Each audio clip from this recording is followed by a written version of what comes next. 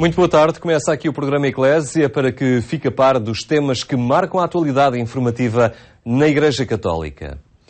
28 mil famílias foram assistidas pela Caritas desde janeiro de 2011. O número, que é muito superior ao do ano passado, para o mesmo período, revela a atual situação do país e deixa em situação de alerta os responsáveis da Caritas Portuguesa, ela própria já com dificuldades em responder a novos pedidos de ajuda. Só nos primeiros 10 meses de 2011, as Caritas diocesanas atenderam cerca de 28 mil famílias portuguesas. Os números mostram um aumento considerável em relação ao ano passado. Eugênio da Fonseca, presidente da Caritas Portuguesa, mostra-se preocupado com este aumento e igualmente com a diminuição na capacidade de resposta por parte da própria Caritas. Para o presidente desta instituição, é preciso redefinir prioridades e trabalhar em rede. Primeiro, as comunidades cristãs e a Igreja em geral têm que estabelecer prioridades. E neste momento julgo que há projetos eclesiais que têm que esperar por uma oportunidade mais tardia para ser concretizados. Neste momento acho que a prioridade tem que ser a satisfação das necessidades de subsistência das pessoas. E não só dos cristãos, toda a gente no respeito pelo princípio fundamental da doutrina social da Igreja, que é o princípio da universalidade. Todos são nossos irmãos. Por outro lado,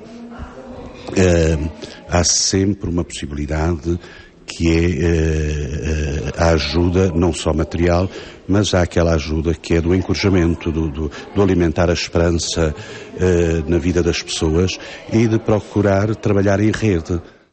Nesta rede estão, como não podia deixar de ser, as paróquias, a quem a Comissão Episcopal para a Ação Social deixou um conjunto de indicações práticas para a promoção da ação social ao nível paroquial.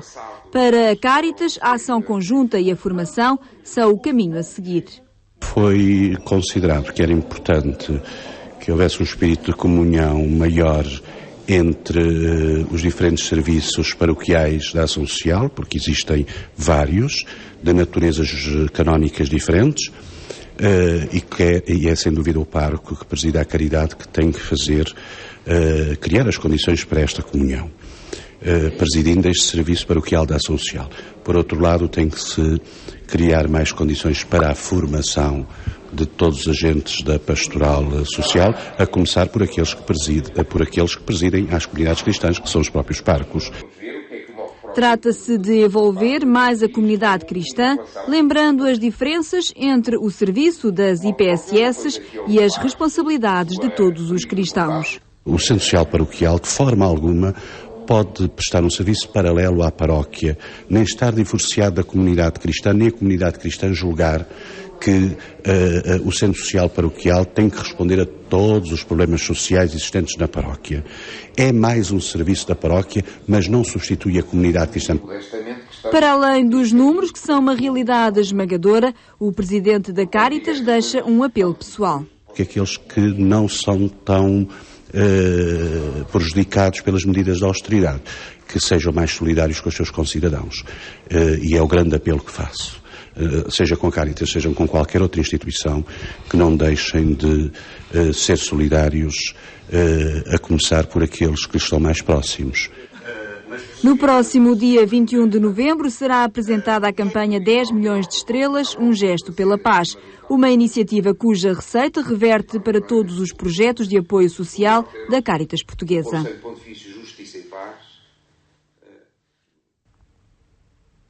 O Orçamento de Estado, aprovado na passada semana, prevê algumas situações que salvaguardam as instituições particulares de solidariedade social. Uma delas é a isenção de IRC. São situações que não deixam descansar totalmente quem trabalha neste setor, mas que, segundo o Padre Lino Maia, mostram um melhor ambiente entre todos os intervenientes neste setor.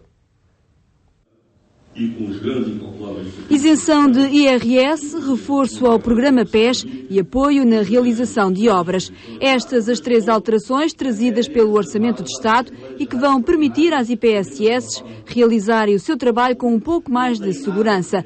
O padre Lino Maia explica o que significam estas alterações. É o reforço ou a dotação de uma verba para o PES, Programa de Emergência Social, em que as instituições de solidariedade são muito fortemente empenhadas, são 200 milhões que estão previstos. É a isenção do IRC, do Imposto de Rendimento de Pessoas Coletivas, e isto significa também, havia a orientação da Troika no memorando, previa-se o fim das isenções de tudo, mas achou-se que era possível aqui salvaguardar a posição das IPS e penso que isso foi vantajoso. E também, a partir de 1 de janeiro de 2012, as instituições para obras a iniciar a partir de então pagarão o IVA, mas receberão 50% do montante do IVA. Portanto, significa isso que o IVA ficará a 11,5% para as instituições. Mudanças que foram uma conquista sofrida, mas que revelam o reconhecimento do papel das IPSS no atual momento do país. Foram difíceis de conseguir, isto obrigou, nós sabemos como é o momento, foi difícil, houve persuasão, houve muita compreensão por parte daquilo que fomos dizendo. Agora, são sinais mais para as instituições, não é isto que vai salvar a vida das IPS. As IPS estão com imensos problemas, imensos. Agora, isto são sinais primeiro de respeito para com este setor, de reconhecimento da importância deste setor na resolução da crise e ao mesmo tempo também um sinal de que se dá de que os sacrifícios são todos a suportá-los, mas as instituições merecem, digamos, algum apoio, algum reconhecimento, porque são uma almofada social, são solução e não problema. Com um panorama privilegiado sobre os efeitos nas famílias portuguesas das medidas de contenção, o padre Lino Maia sublinha que as desigualdades se estão a acentuar, trazendo graves consequências para a sociedade.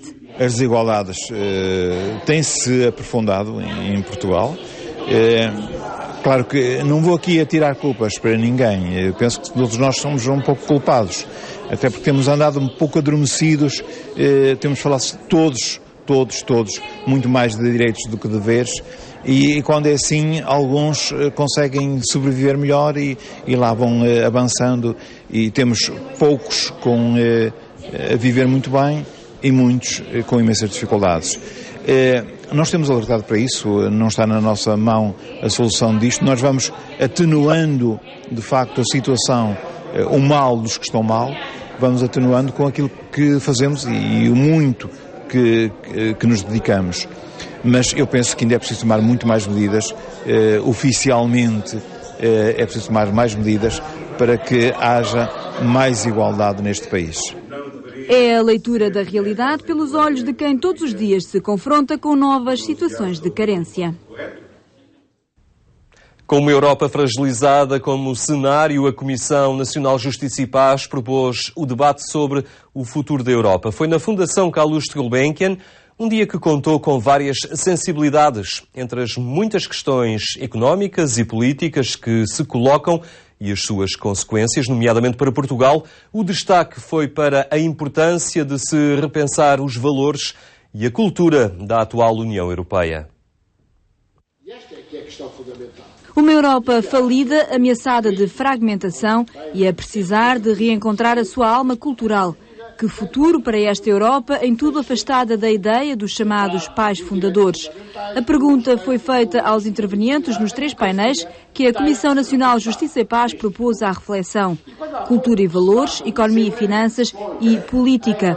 Para Alfredo Bruto da Costa, presidente reeleito desta comissão, a preocupação maior vai para o vazio na análise à ruptura cultural. O problema da cultura, o problema da liberdade, dos direitos humanos, da democracia em sentido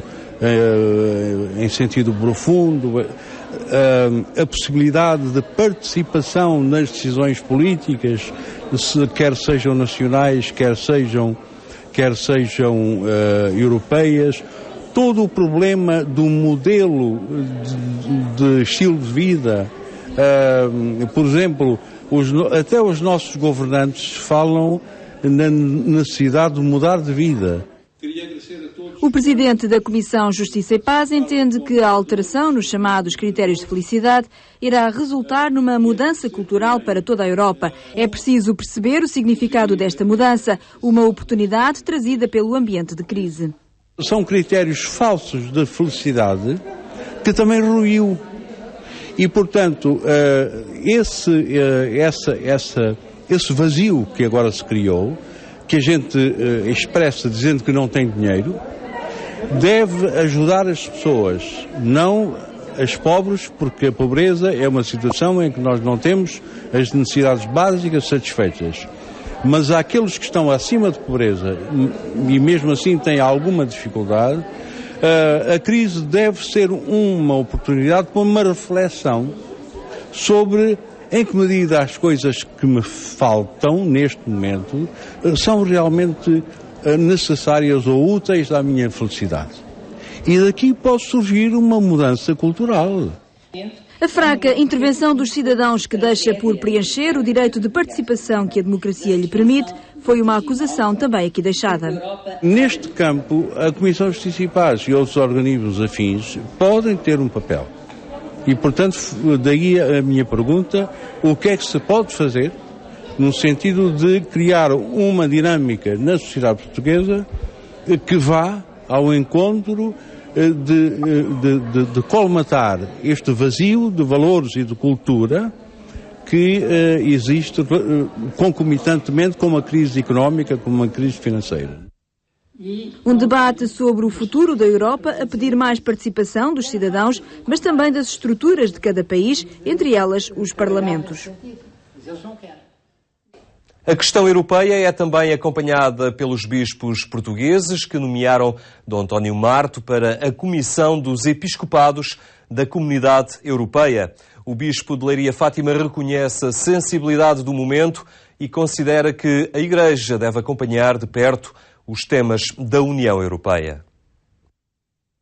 Esta crise que a Europa está a viver, e não só a Europa, o mundo inteiro está a ser abalado por ela, é uma crise fundamentalmente de valores e de espiritualidade.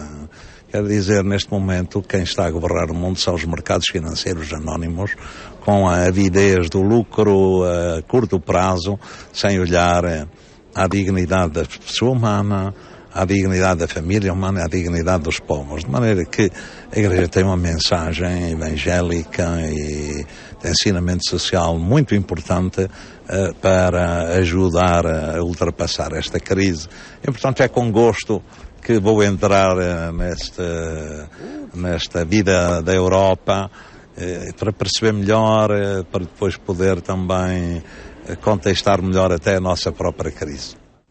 Dom José Policarpo reconhece que a convivência democrática pode ser afetada pelo contexto de crise mundial em que nos encontramos. O presidente da Conferência Episcopal Portuguesa admite até ajustamentos ao processo democrático que permitam lidar com o atual momento. Dom José comentava a mensagem do Episcopado, Esperança em Tempo de Crise, que foi divulgada nesta Assembleia Plenária. Proximidade e afeto são os sentimentos do Episcopado para com aqueles que sentem na pele os efeitos da crise económica e social que atravessamos. Esperança em tempo de crise é o título da mensagem que os bispos de Portugal divulgaram nesta Assembleia Plenária e onde apontam o dedo à excessiva especulação financeira e pouca consistência económica que nos conduziram ao atual momento. Os bispos lançam um alerta para que os líderes não se deixem manipular pelos obscuros jogos do capital que fariam desaparecer a própria democracia. A própria busca de soluções tem tendência a não respeitar, digamos assim, o esquema democrático. Eu penso, a democracia está ameaçada, está há muito tempo. Quer dizer, eu penso que se nós não fizermos todos algo para aprofundarmos o esquema democrático, a convivência democrática, ela estará sempre inevitavelmente ameaçada. Dom José reconhece que o poder musculado e centrado nas lideranças torna mais fácil a resolução dos problemas em momentos de limite. e que a opinião das maiorias pode pôr em risco as soluções dos problemas, como ficou demonstrado na tentativa do referendo grego. Pergunta-me a mim mesmo até que ponto um são ordenamento democrático não deverá permitir que isso aconteça. Ou seja, que em momentos de grande crise, que o próprio poder democrático confie naqueles que elegeu e que não seja preciso estar, digamos assim, a percorrer todas as etapas. Mas isto que eu vos estou a dizer, reconheço que é uma tese polémica, não? É uma tese polémica. Mas eu penso que a própria democracia bem organizada devia supor isso, não é? O presidente da CEP reconhece que nenhuma crise pode questionar ou pôr em causa a democracia e os seus valores e interpela a Igreja a assumir a dimensão da partilha neste momento de dificuldade. Gosto de ver a Igreja, num momento de dificuldade para a sociedade, como um lugar de acolhimento e respeito pela pessoa, de reconhecimento da pessoa e o lugar da partilha. Porque a Igreja não tem dinheiro para distribuir, a Igreja é um lugar de partilha. E é um lugar onde as pessoas partilham umas com as outras. E a Igreja pode ajudar a chegar àqueles que mais precisam a partilha de todos, não é? Mas é evidente que se estamos a contar que a Igreja vai agir como um potentado económico, não. A nossa força é a força da partilha, é a força do altruísmo, da caridade fraterna, etc. Não? Neste sentido, a mensagem dos bispos sublinha a ação da Igreja na solidariedade ativa, na promoção dos valores da doutrina social da Igreja e na partilha das alegrias e angústias sentidas por todos os cidadãos portugueses. Reinventar ou fechar? O tema do 8º Congresso da Associação de Imprensa Cristã coloca em evidência a urgência de os jornais regionais de inspiração cristã se adaptarem às novas tecnologias sob o risco de fecharem as portas. Como fazer é a grande questão à qual se colocam todos os entraves que resultam do investimento e da necessidade de profissionalização. Permita-me que explique o que quero dizer com esta As opiniões podem divergir no como, quando e porquê, mas numa coisa todos estão de acordo. O futuro da imprensa de inspiração cristã passa pelo digital. Reinventar ou fechar foi a questão colocada no 8º Congresso da Associação Nacional de Imprensa Cristã. É efetivamente necessário reinventar os jornais, colocá-los noutras plataformas onde a maioria das pessoas acede mais, e também é muito importante que as pessoas percebam que alguns jornais, efetivamente, como diz o título deste encontro, devem fechar porque não fazem sentido, a sua audiência é demasiado pequena para continuarem abertos.